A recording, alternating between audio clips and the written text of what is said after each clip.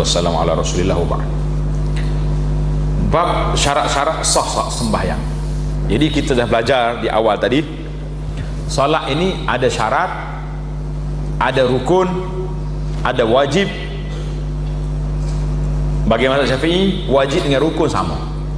Sebagai mazhab lain dia beza di antara wajib dengan rukun. Tak apalah, oleh kerana mazhab Syafi'i tak sama, kita letak sama je lah. Rukun ada sunat. Apa ada? Syarat, rukun, sunat. Sunat pula bagi dua pula dalam fiqh Syafi'i, sunat ab'ad dengan sunat hay'ah. Kita akan belajar nanti. Baik, apa dia syarat?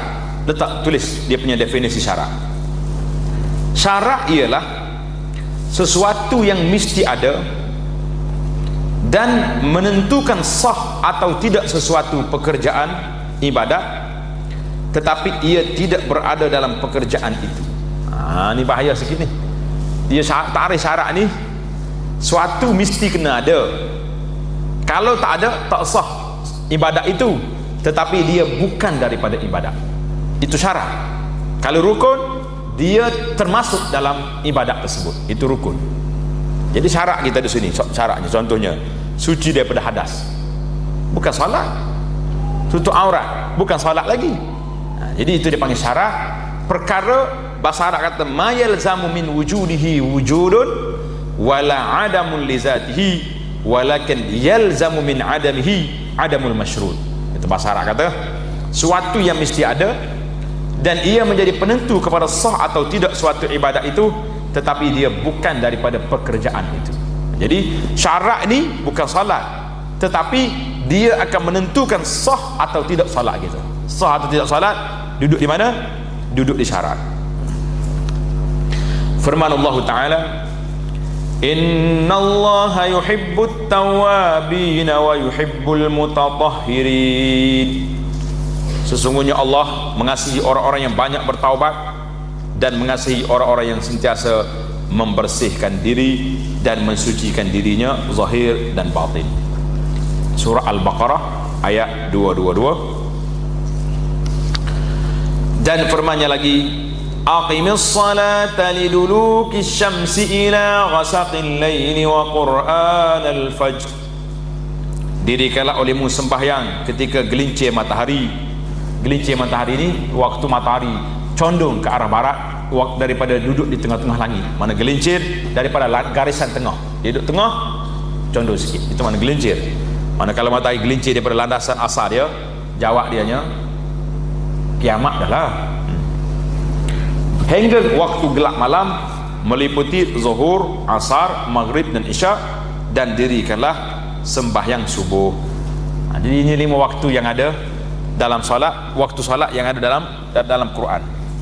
Surah Al-Isra ayat 78. Dan firman Allah Ta'ala lagi, ya bani Adam khudhu zinatakum inda kulli masjid. Wahai anak-anak Adam, pakailah pakaian kamu yang indah berhias pada tiap-tiap kali kamu ke tempat ibadat atau mengerjakan salat. Suratul A'raf ayat 31. Dan firman Allah Ta'ala lagi, fawalli wajhaka syatral masjidil haram wa haitsu ma kuntum fawallu wujuhakum syatrah. Oleh itu hadapkanlah mukamu ke arah Masjidil Haram, tempat letaknya Kaabah yang menjadi kiblat itu, dan di mana saja kamu berada maka hadapkanlah muka kamu ke arahnya semasa mengerjakan sembahyang. Al-Baqarah 144. Jadi tuan syekh kita ni dia buat mudah sikit, kumpul semua ayat baru mari hukum berdasarkan ayat-ayat suci ini dan hadis-hadis Nabi sallallahu alaihi wasallam yang akan diturunkan di sini. Maka akan disebutkan di sini, para alim ulama menerangkan bahawa syarat-syarat sah sembahyang itu ialah, yang pertama, hendaklah berkeadaan suci daripada hadas besar dan hadas kecil. Syarat yang pertama, mesti suci daripada hadas besar dan hadas kecil. Kedua, suci tubuh badan, pakaian dan tempat sembahyang daripada benda-benda yang najis. Yang ketiga, mengetahui masuk waktu. Yang keempat, menutup aurat. Yang kelima, menghadap kiblat. Jadi dalam kitab kita ni berapa ada? 5 Syarat sah salat ada 5 perkara. Tengok nota kaki nombor 5. Syarat-syarat yang mewajibkan sembahyang pula ialah Islam, baligh dan berakal. Syarat wajib, bukan syarat sah. Syarat sah, budak-budak pun kalau betul rukun dia, sah salat dia. Orang gila kalau dia salat betul rukun, sah, tapi tidak wajib. Itu maksud dia, syarat wajib lain, syarat sah lain. Yang kita bincang ni tajuk besar kitanya syarat sah salat. Ada pula yang menambahnya dengan beberapa syarat lagi seperti yang disebut dalam setengah-setengah kitab fiqh. Jadi tuan pengarang kitab kita ni ambil yang lebih ringkas je lah, tak usah duduk cakap banyak. Dia kata ambil 5 perkara ini. Huraian dan dalil-dalilnya seperti berikut. Yang pertama, syarat sah salat yang pertama iaitulah suci daripada hadas besar dan hadas kecil. Syarat yang kedua, suci daripada benda-benda najis pada, nak tambah, biasa dia tambah dalam kitab, pada tubuh, tempat dan pakaian. Jadi kena suci belaka. Tubuh kita kena suci daripada benda najis, pakaian kita kena bersih, dan tempat solat juga kena bersih. Hadis yang ke-52, Ani bin Umar radhiyallahu anhuma qala sallallahu alaihi wasallam, la tuqbalu salatun bighairi tuhur. Artinya tidak diterima sembahyang yang dikerjakan dengan tidak bersuci daripada hadas, daripada benda-benda najis. Jadi hadis ni riwayat Imam Muslim. Nabi bagi satu syarat, tidak diterima salat tanpa tuhur, mana tanpa bersih. Mana baju kita kotor dan pakaian tubuh kita pun kotor, kena najis, maka tak sah.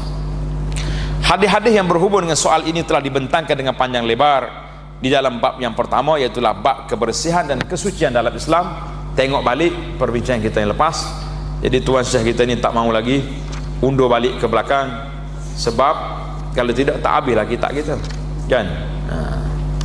Suci ni jawab dianya kita dah sebut dulu, kecuali perkara-perkara yang dimaafkan. Dipanggil najis yang dimaafkan, seperti najis yang terlalu sedikit, orang panggil bekas najis yang ada di kaki lalat contohnya, tanah di jalan, air bisa yang keluar daripada luka kita tu. Jadi apa? Tengok dalam sini yang lepas. Syarat yang ketiga, mengetahui masuk waktu. Jadi syarat yang ketiga ni mengetahui masuk waktu. Jadi sebelum mengetahui masuk waktu tu, kita kena pastikan dulu waktu dah masuk baru solat.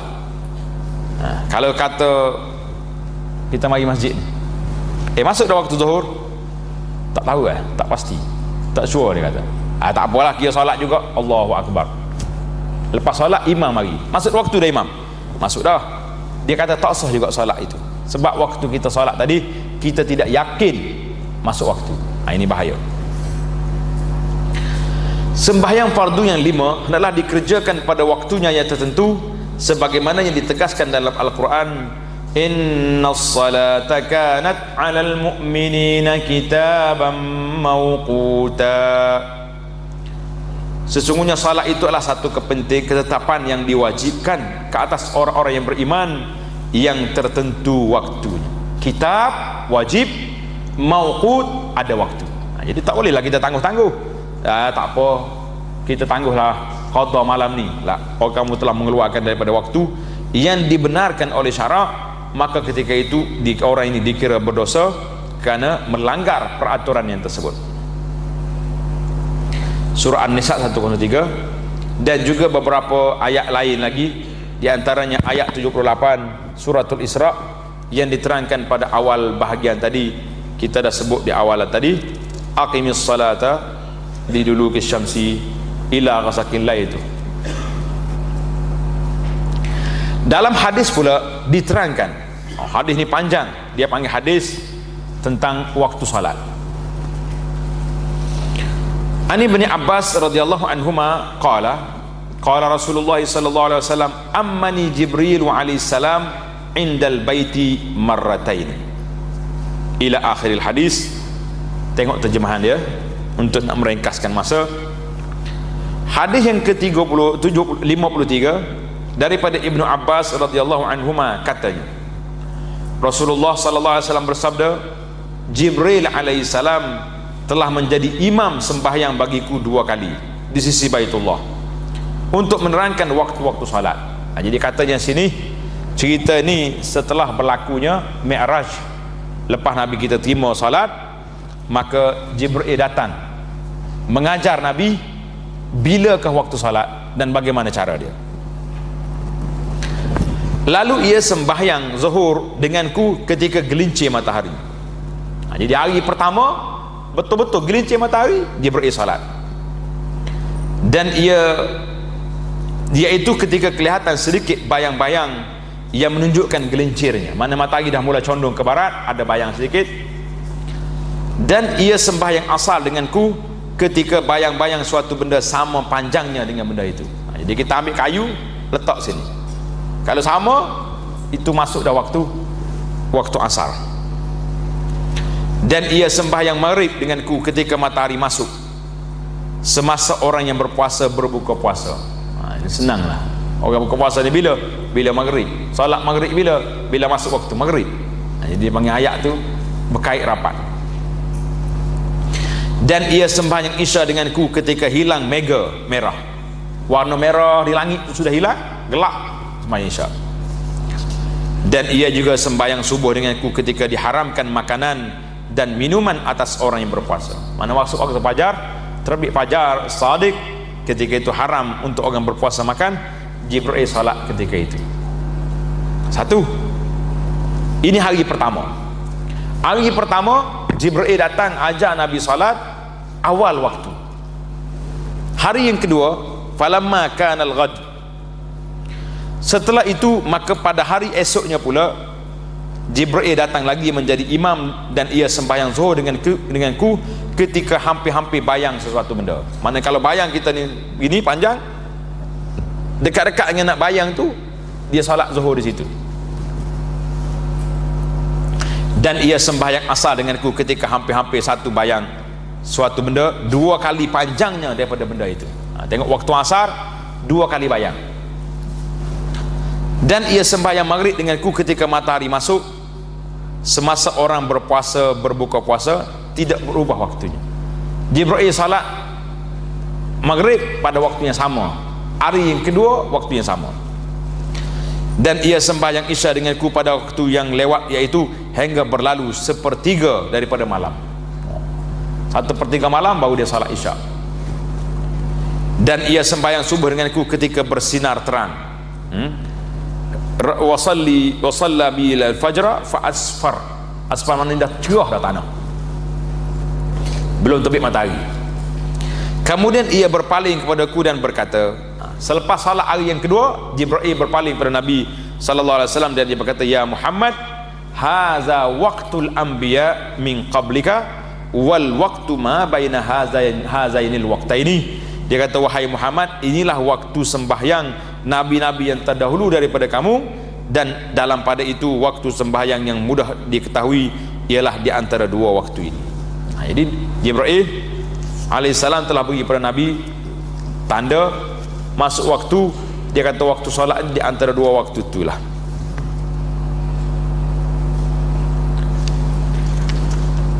Hadis ini riwayat oleh Imam At-Tirmizi, Abu Daud dan lain-lainnya dengan sanad yang hasan. Tulis Abu Daud, Tirmizi dan lain, sanadnya hasan sahih. Tirmizi kata hasanun sahih. Ulama lain juga menilai hadis ini dengan hadis yang sahih, hadis tanda masuk waktu. Kita bincang cara detail sikit.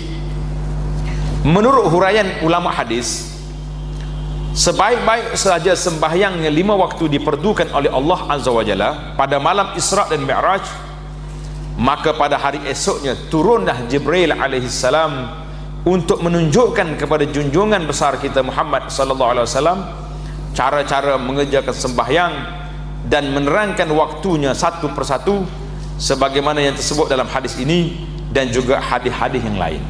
Jadi Jibril mari dua kali. Hari pertama awal waktu, hari yang kedua akhir waktu.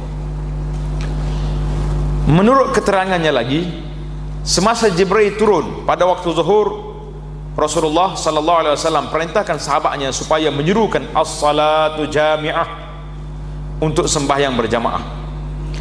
Karena pada waktu itu masih belum lagi menggunakan seruan azan. Azan belum ada lagi. Bila azan mari, kita dengar cerita dalam bab dia lepas pada ni, insya-Allah.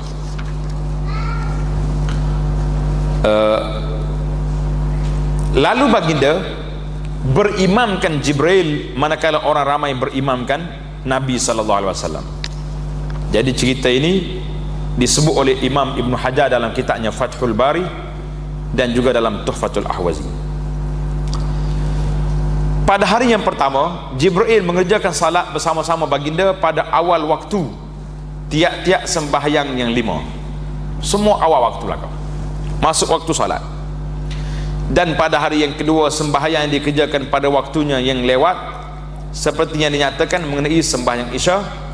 Dan pada waktu yang akhir sekali seperti sembahyang zuhur, asar dan subuh. Sembahyang maghrib pula telah dikerjakan pada masa yang sama kerana masanya memang singkat. Memang singkat. Hadis ini juga telah dijadikan dalil oleh Al-Imam Syafi'i rahimahullah mengenai waktu-waktu salat sebagaimana dalam kitabnya Kita ni mazhab Syafi'i daripada budak sampai hari ni. Kita ada dah kitab Imam Syafi'i. Kitab dia sungguh, beli ke tak beli? Tak lagi. Nama dia ni maknanya ibu, kitab induk. Besar kitab ni. Rumah saya ada 12 jilid tak silap kitab. Kitab Imam Syafi'i. Kena baca lah.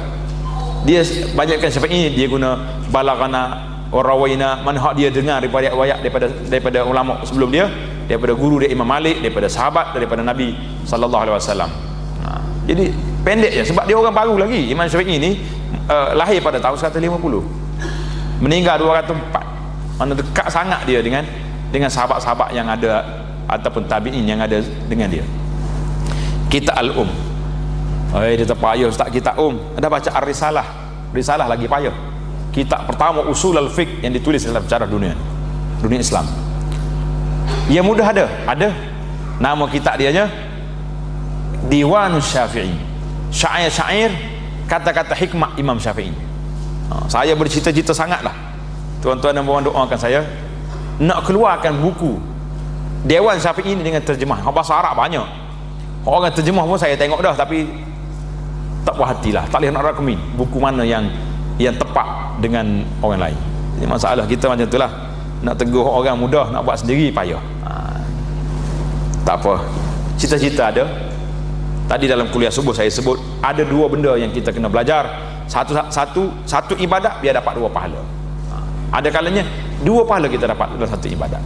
Bercita-cita nak buat satu benda, bila kita buat dapat dua pahala, tak dapat satu pahala. Untuk dah tu dah niat yang baik sudah ada. Cerita Imam Syafi'i kata apa?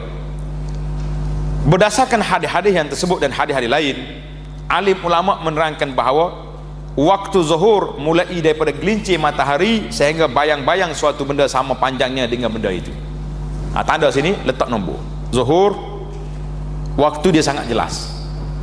Gelincir matahari condong ke barat, dah ada bayang sikit, masuk waktu zuhur. Berakhirnya bila masuk waktu asar. Jadi zuhur ini hanya ada satu waktu saja. Masuk waktu, akhir waktu, tamat. Jelas. Waktu asar pula mulai daripada bayang-bayang suatu benda sama panjangnya dengan benda itu.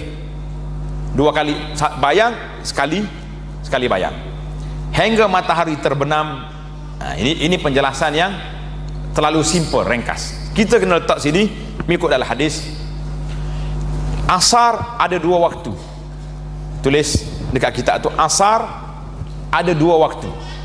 Satu dipanggil waktu ikhtiari, waktu pilihan. Waktu pilihan ini artinya kita boleh menangguhkan asar secara sengaja sehingga kepada mana sehingga kepada Jibril salat dengan Nabi sallallahu alaihi wasallam pada hari yang kedua tadi sampai bila? Dan sampai 2 kali panjangnya. Mana bayang kita 2 kali ganda. Bayang 2 kali ganda. Dalam ada setengah riwayat lain disebut bila matahari dah hilang sinarnya, maknanya sinar panah dia tu dah hilang 2 kali ganda, maka tamatlah waktu asar ikhtiari, waktu pilihan. Ada lagi waktu asar, ada lagi sampai maghrib, tapi li ahli darurah, untuk orang darurat. Siapa orang darurat? Yang pertama sekali orang tertidur baru sedar, oi pukul 7 dah, tengok dalam kalender, dalam takwim 7.10 minit maghrib, maka cepat ambil wudu, solat asar, masih lagi dalam waktu ketika itu. Ataupun orang perempuan yang haid, baru tamat dia punya tempoh, ending dia baru berlaku masa tu, masih lagi ada setengah jam nak maghrib, sempat dia mandi hadas dan dia solat asar dalam waktu. Ataupun orang pengsan baru sedar. Tapi orang pasar petang, orang balik kerja jam, lah, tidak ada hak untuk dia menangguhkan waktu asar lebih daripada 2 kali bayang. Kerana Jibril alaihissalam solat dengan Nabi hari yang kedua akhir waktu, pada waktu itu. Maka ulama buat kesimpulan di sini, waktu asar ada 2 waktu, satu waktu pilihan, satu lagi waktu darurah. Jadi kita tak boleh buat darurat lah tiap hari. Dan nak balik pukul 5 petang, asar 4.40, solat dulu di pejabat, solat dulu di tempat kita nak balik. Kalau kena jam pun taklah jadi masalah sangat. Ni tidak ni, balik baru pukul 6.30, sempat lagi singgah pasar petang, pasar malam, balik-balik rumah dekat-dekat nak maghrib, campur barang-barang, solat macam pagu ayam. Kata Nabi sallallahu alaihi wasallam, tilka salatul munafik, itu solat orang munafik yang menangguhkan asar sampai akhir waktu, kemudian solat cepat-cepat macam pagu ayam. Lah, itu dia satu amalan yang tidak baik, dan tajuk ini perlu diberi kesedaran kepada masyarakat, kerana ramai yang keliru. Dia kata tak apa, selagi tak maghrib masuk waktu asar. Kita kata na'am, tapi waktu asar itu 2 waktu, darurat dengan ikhtiari. Jadi ikhtiari setakat 2 kali bayang, sebagaimana yang dilakukan oleh Jibril kepada Nabi sallallahu alaihi wasallam. Kemudian waktu maghrib pula mulai daripada matahari terbenam hingga hilang warna merah di langit. Jadi tulis itu. Kalau mengikut dalam fiqh mazhab Syafi'i, dia berpegang dengan hadis Jibril alaihissalam tadi. Jibril solat maghrib dengan Nabi di awal waktu. Apa ke tidak? Tengok riwayat kita tu, muka surat 90 berapa tadi, 93. Wa shalla biyal maghriba hina aftara as-saim. Hari yang kedua Jibril salat maghrib dengan Nabi ketika masuk waktu maghrib, ketika orang buka puasa.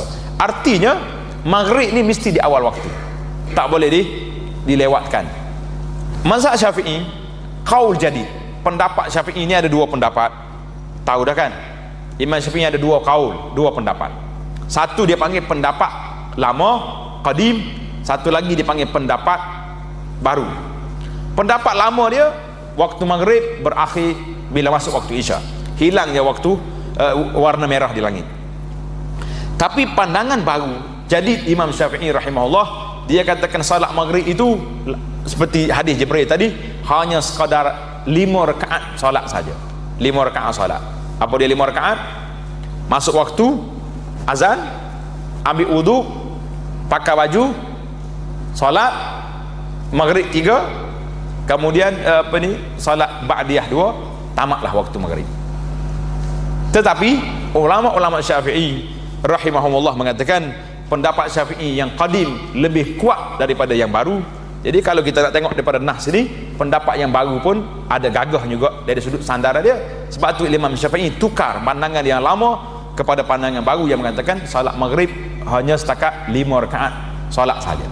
Jadi saya nasihatlah kepada semualah muslimin dan muslimat, khususnya muslimat di bulan Ramadan, ambillah, hidupkan sunnah ini, iaitulah kita berbuka puasa, iftar dulu, berbuka puasa dulu, kemudian salat terus. Ni ramai muslimat ni, dia buka puasa sekali dengan makan malam, akhir sekali salat maghrib, isya, tarawih jamak 3. Tidak jamak 3 ni. Lepas dah clear dapur, cepat-cepat mandi. Sudah mandi, salat maghrib. Sudah salat maghrib, suami dapat dahon kereta dah nak pergi nak pergi tarawih. Jadi siap dah turun sekali belakang. Sampai masjid orang isyak, lepas tu tarawih. Jadi jamak 3 je.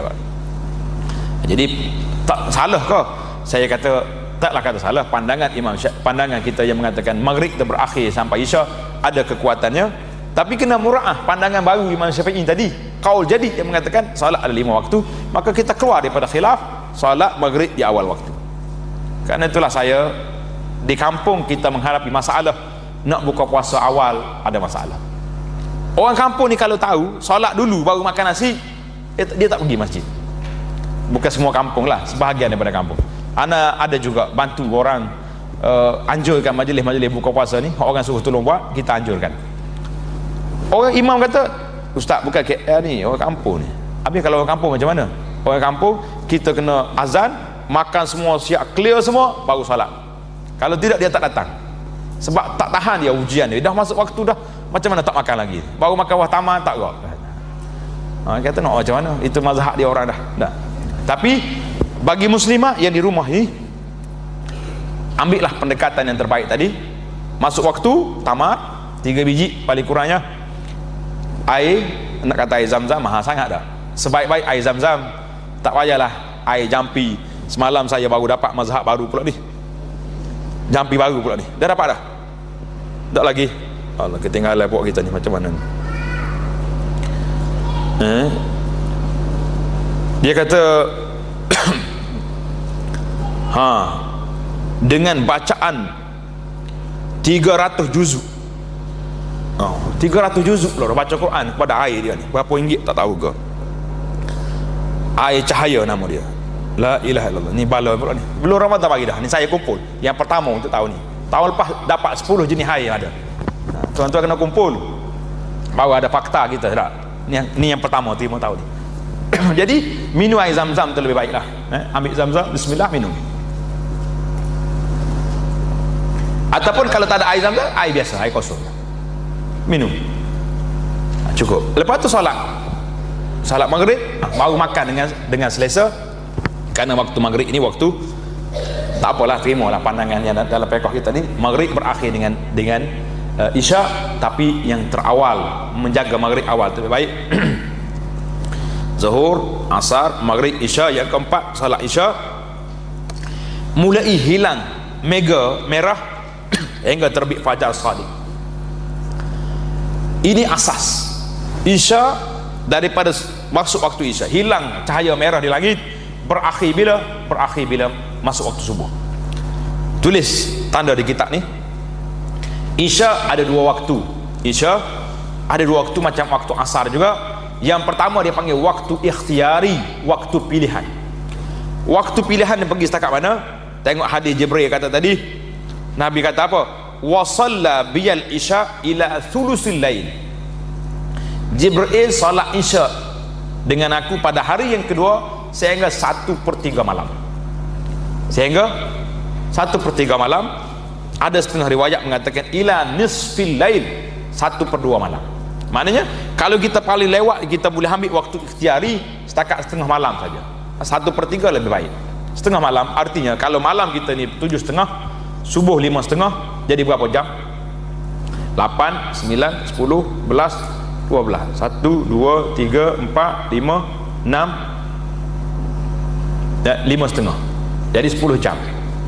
10 jam bagi 2, 5 jam. Jadi daripada 7:30, 8, 9, 10, 11, 12:30, tamatlah waktu isyak ikhtiyari. Ini kita dah ni tutup kedai dah, habis. Kadang-kadang pergi dengar ceramah habis pukul 12 malam, main roti canai pula, buah sana sini, balik pukul 2 pagi baru salat isyak. Hilang sunnah. Sebab yang betulnya tak lebih daripada setengah malam, itu waktu ikhtiyari, waktu pilihan. Sampai subuh, naam, untuk li ashabid darurah, untuk orang darurat. Orang darurat tadi saya sebut dah. Orang tidur, pengsan, perempuan yang baru bersuci daripada haid. Jelaslah bagi kita, waktu isyak ada 2 waktu, dan waktu subuh pula mulai daripada terbit fajar shadiq hingga terbit matahari, hingga isyraq, waktu syuruk, terbit matahari, tamatlah waktu subuh. Jadi waktu subuh ni ada satu waktunya. Jelaslah situ kan. Jadi waktu yang ada 2 waktunya asar dengan isyak.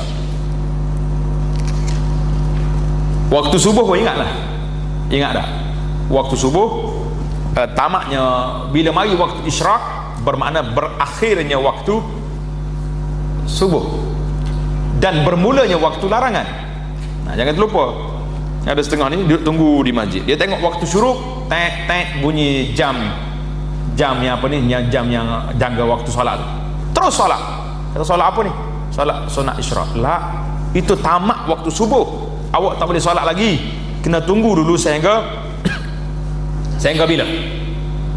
Sehingga betul-betul matahari naik. Dalam kitab lama kata matahari naik sepergalah. Galah mana nak kira galah ni? Tak, kalau galah buah jambu rendah sikit, kalau galah kelapa sawit macam mana nak naik? Itu istilah yang masyhur di kalangan mereka. Maka dalam kajian penelitian yang anda buat, paling awal kita boleh salat lebih kurang dalam 10 minit selepas syuruk. Itu boleh. Jadi ingatkan, salat sunat tu kita akan masuk dalam bab dia nanti insyaAllah. Arahan memelihara salat yang diperintahkan oleh Allah dan Rasulnya sallallahu alaihi wasallam sebenarnya termasuk juga memelihara dan menjaga waktu yang betul, jaga waktu salat yang betul. Sembahyang yang afdal ialah yang dikerjakan di awal waktu. Ini yang afdal, tidak dinafikan. Salat di awal waktu itu yang terbaik, kecuali sembahyang isyak. Sembahyang isyak maka yang afdalnya dikerjakan pada waktu jauh malam, berdasarkan hadis Muslim tadi. Jauh malam pun ingat 1/3 malam, tulis itu. Jauh malam itu maknanya 1/3. Salat isyak mana? Yang fardu. Salat sunat, naam. Lagi akhir malam, lagi menarik dia punya tempat. Dalam saat yang sunyi, sepi dan tenang tenteram. Pernah Nabi kita duduk dengan sahabat-sahabat dia di masjid sampai tertidur sahabat menunggu salat. Jadi bila Nabi keluar tengok sahabat ni tak lari balik, Nabi kita puji para sahabat. Nabi kata, kalau aku tidak menyusahkan kamu, aku salat lewat lagi pada waktu ini, yang dimana sampai 1/3 malam. Tapi oleh kerana tak Nabi kita bimbang susah umat dia, maka salatlah di awal waktu seperti biasa. Jadi kalau kita ada forum perdana ke apa benda, tak payahlah marah, oh lama ustaz cakap, biar sekali-sekala apa salahnya ambil waktu yang terbaik, lambatkan sikit salat isyak. Ni marah dia isyak masa banyak dah. Jadi saya dah bergurau, saya kata ada dua benda, cepat datang pergi lambat, ada yang pergi lambat cepat pulang. Apa dia? Yang pertama tu penyakit, mari mudah cepat, nak pergi lambat. Masjid perginya lambat, balik tengok tu, dia punya istilah tu menarik juga dah. Masjid pergi lambat, balik cepat. Penyakit cepat datang, pergi lambat. Nasallallahu alaihi wasallam. Baik, kita berpindah pula kepada syarat yang keempat, ialah menutup aurat. Tengok ni, tutup aurat ini, orang-orang yang mengerjakan sembahyang disyaratkan menutup aurat. Aurat laki-laki ialah di antara pusat dengan kedua lututnya, seperti yang diterangkan dalam hadis berikut. Aurat laki-laki di antara pusat dengan lutut. Di mana ni? Yang minimanya bila tidak ada pakaian. Mana tak ada dah kita cari kain nak solat, tak ada. Yang adanya satu kain tuala kecil je, bolehlah tutup antara pusat dengan lutut, maka bolehlah kita solat. Tapi jangan buat macam ni lah. Dah belajar kita ni kat malam ni nak pergi masjid pakai kain tuala. Imam pun tengok ni apa jadi Pak Haji ni. Pak Haji ni warna pula ni, mari pakai kain tuala. Jangan marah saya belajar dengan kita. Apa jadi? Tak boleh marah. Bagi dia je sebab dia ada hujah. Cuma saya katalah, imam tak akan akad takbir kecuali setelah dia telefon ambulan dulu. Dia kata mari ambulan standby kat masjid saya ni, apa jadi ni Pak Haji ni pula Allah buat masalah. Jangan. Kita itu dia panggil had yang paling minima, wajib kita kena tutup. Tapi ada kan ayat Quran yang kita baca di awal tadi, ya ayyuhal apa di, tengok dalam muka surat awal-awal tadi, ya bani Adam khudhu zinatakum inda kulli masjid. Allah perintahkan supaya kita ambil perhiasan kita waktu nak pergi masjid, pakai yang cantik, pakai jubah, pakai baju, pakai kain sarung, pakai baju Melayu, pakai. Jangan nak main rumah tinggi selalu dah. Ni tak pakai baju rumah tinggi siang dan malam. Pakai budak-budak nakal ni pula gambar-gambar yang tengkorok lah apa benda. Orang duduk solat belakang pun takut dia. apa benda dia ni. Aurat perempuan, apa ni? Hadis tak habis lagi tadi. Hadis tadi an Abi Sa'id Al-Khudri, auratul mu'min ma baina surratihi wa ila rukbatayhi. Artinya aurat orang laki-laki yang beriman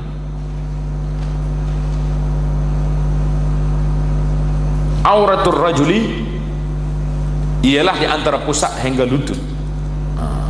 Atau pusat hingga lutut. Tengok muka surat 13 ya.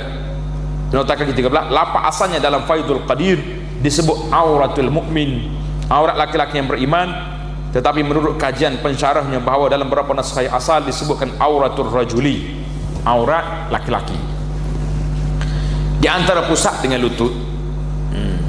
Hadis ini mengikut Al-Jami'us Shaghir, Imam Suyuti kata hadisnya hasan. Ada pula ulama lain itu ramai sekali. Al-Imam Ibnu Hajar, Ibnul Mulaqin dalam kitabnya Tuhfatul Tuhfah mengatakan hadis ini dhaif, hadis ini lemah. Riwayat hadis ini dalam At-Tirmizi, dalam kitab kita ni tulis riwayat Samweh, tak ada orang dengar siapa dia riwayat Samweh ni.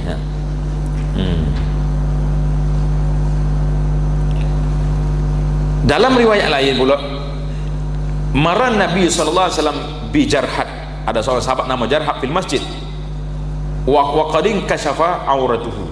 Nabi kita tengok seorang sahabat nama dia Jarhad, aurat dia telah terbuka. Faqala maaf, paha dia terbuka. Nabi kata innal fakhidha aurah, paha itu aurat. Hadis ini riwayat oleh Imam At-Tirmizi dan Imam At-Tahawi mengatakan sahih, Al-Baihaqi juga dan lain-lain ulama mengatakan hadis yang mengatakan aurat itu aurah sahih.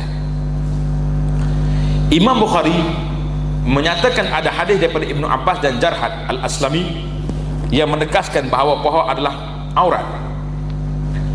Dan ada pula hadis daripada Anas yang menyatakan bahawa Nabi SAW pernah menyelak baju kamis daripada pahanya. Jadi pernah Nabi kita selak kain dia tu, nampak dia punya paha. Imam Bukhari rahimahullah memberikan kesimpulan bahawa hadis Anas yang mengatakan paha bukan aurat lebih sah sanad. Jadi ini khilaf. Yang katakan paha bukan aurat itu sah sanadnya, tetapi hadis Jarhad yang menegaskan bahawa paha adalah aurat lebih selamat diamalkan. Mana lebih baik, sebab khilaf di kalangan ulama tentang mentasihkan hadis ini. Hadis yang mengatakan paha itu aurat, ramai ulama yang mentasihkan hadis tersebut. Jadi hari ini pun duk khilaf lagi lah. Dalam hadis juga dinyatakan bukan sekadar menutup aurat saja, bahkan laki-laki digalakkan memakai baju semasa salat, kerana cara yang demikian lebih hormat dan sopan semasa berhadap dengan Allah Azza wa Jalla. Bahkan dalam Al-Quran digalakkan supaya memakai pakaian yang cukup sempurna dan berhias indah ketika mengerjakan salat, seperti yang tersebut dalam ayat 31 surah Al-A'raf, ya Bani Adam khudhu zinatakum inda kulli masjidin, yang diterangkan pada awal bahagian ini. Jadi perbahasan tentang aurat laki-laki ini, jadi kita ambil lah yang paling baik, iaitulah di antara pusat dengan lutut. Itu yang minimal lah. Yang terbaik lagi, pakai secantik mungkin untuk ke masjid. Pakai comel nak pergi masjid, biar sesuai dengan masjid lah. Lama kak dia kata, ustaz kata kena pakai baju lawa, comel nak pergi masjid, oh dia siap dengan tie lagi, kok lagi, Allahu Akbar. Jadi pelik pula orangnya, mana pula tukar tepak ni, nak pergi berjabat tengah malam pula ni ya? Jadi masalah. Tapi kalau pakai baju Melayu sampai sokok tinggi pun isteri curiga pula, nak pergi mana pula tu malam-malam ni. Jadi macam-macam, pakai yang sesuai untuk pergi ke masjid, dengan jubah, dengan kain sarung gitu tu, alhamdulillah sudah sempurna. Itu aurat laki-laki. Adapun aurat perempuan ialah seluruh tubuh badannya kecuali muka dan kedua tangannya. Kedua, dia tulis sini tangan, tapak tangan, bukan tapak masa sini, setakat ni pergelangan tangan. Jadi aurat perempuan setakat ni. Artinya ni puan-puan kita ni, hajah-hajah kita yang dah pakai tutup aurat macam ni, dengan stokingnya, dengan baju yang dah lega, dah pakai telekung, pakai tudung ni, stongan, pakai stongan sini. Kalau baju ketat tak apalah, mungkin baju lega sikit pakai setongan, tak payah bawa kain telekung lagi pergi masjid, solat dengan pakaian yang ada ni, yang bersih suci cukup, memadai dah. Dia tak boleh ustaz, masyarakat kita tak faham. Nak suruh faham lah ni cerita ni. Sampai bila nak faham ni, kalau dia main tak faham. Jadi macam cerita hudud juga. Nah, bila nak buat hudud orang tak faham, orang mengajar tak dengar. Itu masalah kita hari ni. Soal aurat perempuan ditegaskan dalam Al-Quran pada ayat 31 surah An-Nur, wala yubdina zinatahunna illa ma zahara minha wal yadribna bi khumurihinna ala juyubihinna. Itu ayat Quran kata tak boleh orang perempuan menzahirkan perhiasannya kecuali yang zahir daripadanya, dan hendaklah mereka letakkan khumur, tudung dia ni sampai kepada juyuknya ni, tempat belah baju di dada tu. Jadi tudung sampai ke dada, tudung sampai ke bawah tu. Dan dalam ayat 59 suratul Ahzab, ya ayuhan nabi qul li azwajika wa banatika wa nisa'il mu'minina yudnina 'alaihinna min jalabibihinna. Naknya yudnina 'alaihinna min jalabibihin, makna naklah dia labuhkan tudung dia tu, jilbab dia tu. Jadi ini ayat. Dalam hadis yang berikut diterangkan an Aisyah radhiyallahu anha anna Nabiy sallallahu alaihi wasallam qala la yaqbalullahu salata haidin illa bi khimar. Daripada Aisyah, maksudnya Allah tidak menerima sembahyang seorang perempuan yang telah baligh, perempuan yang dah sampai umur, melainkan dengan menutup auratnya dengan memakai tudung kepala. Hadis ini riwayat Abu Daud dan lainnya. Menurut Ibnu Katsir sanadnya sahih.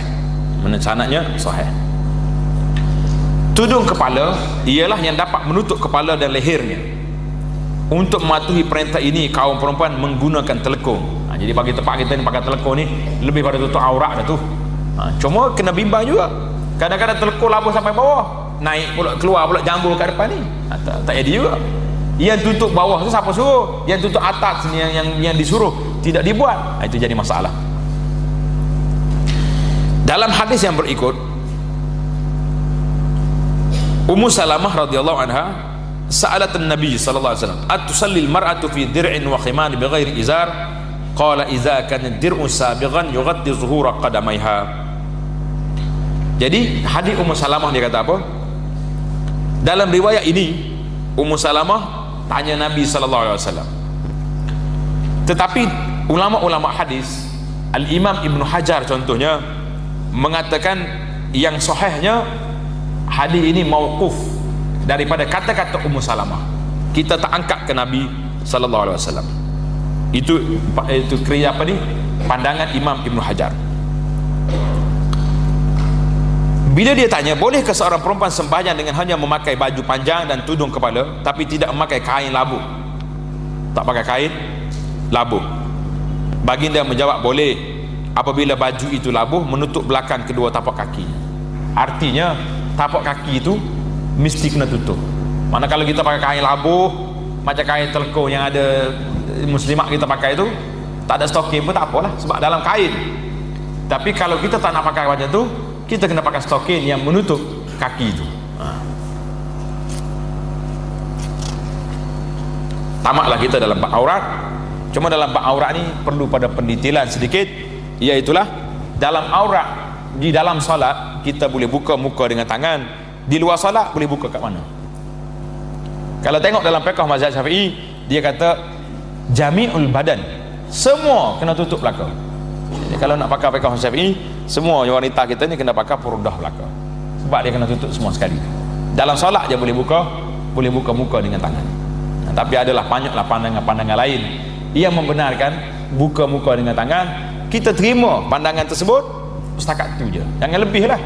Ni dah waktu nak solat buka muka dengan tangan, waktu luar solat habisnya buka belakang. Tak boleh itu. Dan satu lagi perhatian yang saya tengok, sebahagian masjid hari ini bila nak kuliah dia buka lansir kan, dia punya kain lansir dia tu tempat tudung tu buka, sebab muslimah nak tengok ustaz mengajar. Yang masalahnya muslimah lain yang baru masuk tu, bila nak tukar telekung tu dia buka habis dia punya kain tudung. Jadi ustaz duduk tengok belakang ni nyaya, tengok aurat orang. Itu masalah. Jadi kena berhati-hatilah ahli-ahli masjid, AJK masjid ni, pihak biasanya muslimat kita ni ada yang AJK masjid, lajnah muslimah, kena ambil perhatian. Nak buka khas untuk orang nak mengaji, ya buka ruang tengah ke? Awak nak tengok ustaz tu sini. Yang tak nak tengok duduk tepi-tepi. Tak tengok pun tak apa. Tak, yang penting dengar ilmu tu ya. Yang ke syarat yang kelima, menghadap kiblat. Menghadap ke arah kiblat. Di antara syarat-syarat sah sembahyang ialah menghadap kiblat. Tengok dalam kitab kita tu, sebelum pergi kiblat tu dia tulis hadis mauquf. Apa makna hadis mauquf? Jumpa tak? Tulis kat kita. Hadis mauquf ini iaitulah daripada kata-kata sahabat yang tidak diangkat kepada Nabi sallallahu alaihi wasallam. Itu dia panggil mauquf. Kalau kata ini hadis mauquf, maknanya setakat sahabat je. Qala Ali, qala Abu Bakar, qala Umar, jangan kata qala Rasulullah. Jadi jangan angkat kepada Nabi sallallahu alaihi wasallam, itu dia panggil hadis mauquf. Kalau hadis mursal pula, tabi'in angkat ke Nabi terus, gugur sahabat. Nanti satu hari kena belajar juga ilmu hadis ni, baru selesa kita belajar. Sebab kita nama dia mesti ke hadis. Semuanya hadis-hadis belakang yang kita belajar ni.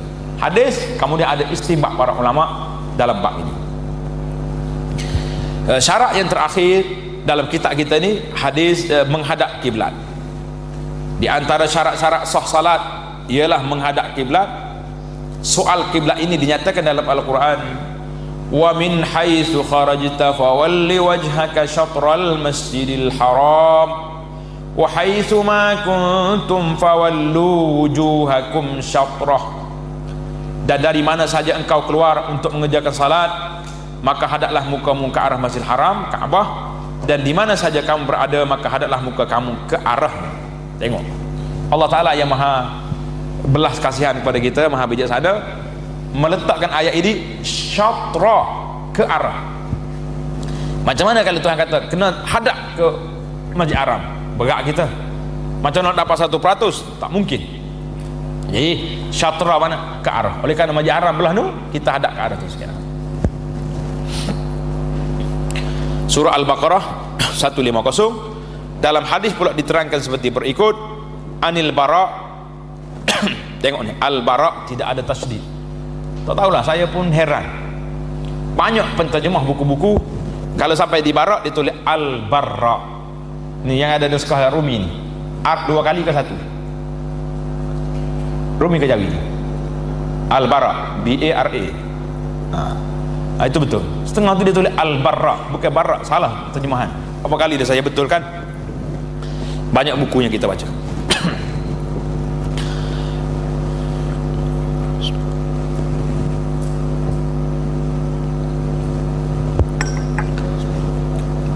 Anil Bara'i radhiyallahu anhu qala sallaina ma'a Rasulillah sallallahu alaihi wasallam nahwa Baitul Maqdis 16 syahran atau 17 syahran thumma surifna nahwal Ka'bah, rawahu Muslim. Kami telah sembahyang bersama-sama Rasulullah sallallahu alaihi wasallam dengan menghadap ke Baitul Maqdis. Mula-mula Nabi kita hijrah sampai di Madinah, Allah perintahkan Nabi kita hadap ke Baitul Maqdis selama 16 ataupun 17 bulan. Sya'ban tahun yang kedua baru dibenarkan. Kemudian kami diarahkan berkiblatkan Kaabah. Jadi mari ayat Quran ni. Panjanglah ceritanya kan.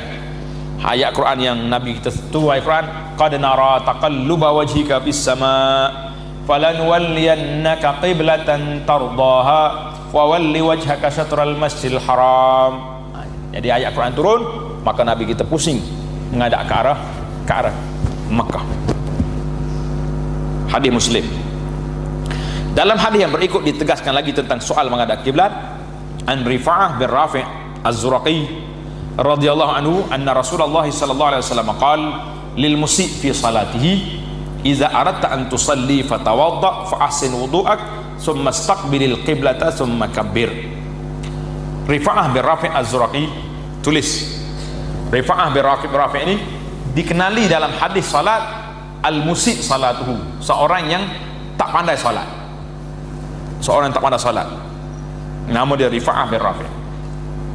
Satu hari dia masuk masjid, dia tengok Rasulullah sallallahu alaihi wasallam sedang duduk dengan sahabat-sahabat. Dia pergi salat.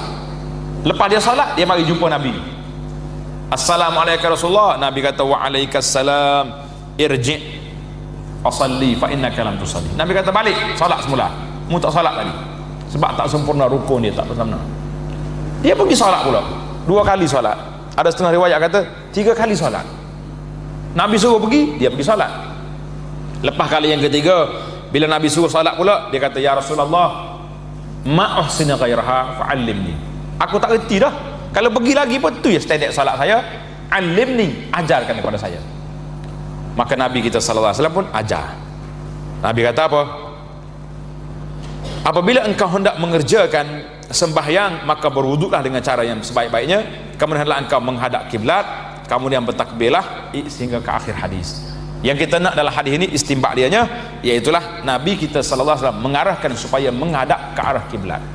Jadi kiblat kita gini tuan-tuan, oleh kerana ada alat-alat moden yang ada ini di Jabatan Mufti seluruh Malaysia, ada satu cawangan khas, iaitulah Jabatan Falak. Mereka ini akan pergi ke surau-surau, ke masjid, dia akan bawa alat pengukur dia ni, kompas, tengok di manakah Kaabah, di manakah Masjid Haram. Jadi kita ikutlah kompas itu. Cuma kadang-kadang orang takut nak panggil Jabatan Mufti pergi ukur, sebab masjid dia ni 20 tahun dah salah adat gini. Mari kompas pergi ke sini, sudah. Macam nak buat? Pindah pula, banyak kan masjid kena pindah lagi ni. Daripada sah gini jadi sah gini pula. Baiki dia punya mihrab lah, tukar kapek lah, betul macam-macam betul. Cuma timbul soalan, macam mana solat 20 tahun menghadap lari daripada cabang? Jawab dia, oleh kerana waktu dia orang letak kiblat dulu ijtihad ke arah itu, maka kita mengatakan tak payah mereka qada balik solat yang lepas-lepas tu. Tapi lepas pada hari itu, bila disahkan kiblat ke sini, wajib semua kena ikut ke arah ini, kecuali dia tak percaya. Aku tak percaya dengan kompas jabat agama, awak ambil kompas sendiri buat. Tapi kalau saya tak percaya dengan mulut saja, lah, dia kena ikut apa yang ada. Jadi alhamdulillah, tamatlah perbincangan kita dalam bab ini, dalam bab perihal salat, menghadap syarat-syarat salat. InsyaAllah kita akan sambung lagi perbincangan kita dalam bab azan dan perkara-perkara yang berhubung kait dengannya. Jadi setakat itu dulu, manakah masa kita telah tamat. InsyaAllah kita akan jumpa lagi dalam siri yang akan datang. Subhanakallahumma bihamdika, asyhadu an la ilaha illa anta, astaghfiruka wa atubu ilaih. Wa sallallahu ala nabiyyina Muhammad wa ala alihi wa sahbihi ajma'in. Walhamdulillahi rabbil alamin.